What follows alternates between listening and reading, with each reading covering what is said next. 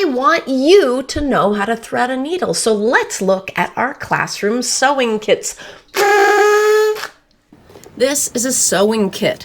This is the Purple Table sewing kit. Only use the sewing kit that is for your table. If you open it up, you will find some sort of pin cushion that has pins and also needles. A pin has some sort of stopper, a larger part at the end. This keeps it from moving all the way through a piece of fabric.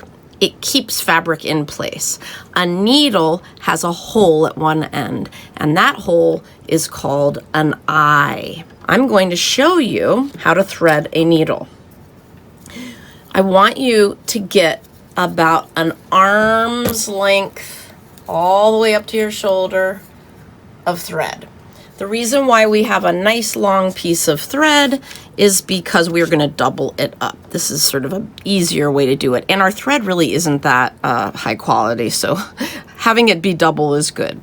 Sometimes if I'm using a scissor that I notice isn't very sharp, I'll hold both sides of the thread and then kind of pull and cut. It cuts pretty easily. Make sure you wrap the rest of the thread around the spool. Now, we're gonna use a special device.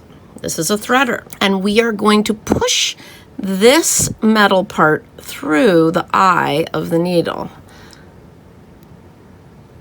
Okay, like that. So it sticks through that eye of the needle. And then, a little bit easier, we're going to put the thread through the needle threader, like that, just a little bit over. And then all we have to do is pull the needle threader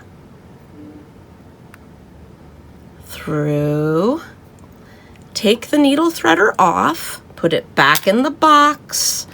Whenever you're done with something, either put it back in the box or back in the pin cushion so we don't lose things. And then you are going to pull the thread so that it's even at the end. The knot on a threaded needle goes at the end, far away from the needle. You do not tie a knot here. The knot is supposed to stop it. We are going to do that type of knot that we're just making a loop like that. And then we're pushing both ends of the thread through the loop. Okay? Now, unfortunately, you're going to need to try to get another knot on top of there because that probably won't stop it. It's very small. What I like to do is hold the knot between my fingers, make that loop, and push the ends through. If I keep holding the knot between these two fingers and pull it, the knot usually builds up. It goes right on top. If you're trying to make multiple knots and they are not on top of each other, they're in a row, just keep going. Eventually, you'll get a nice big knot. Now you have your knot and you're ready to sew if that's what you want to do today. Yay! Did you really want to hear the Learn to Art intro song? All right, here it is. Hello, my talented artists.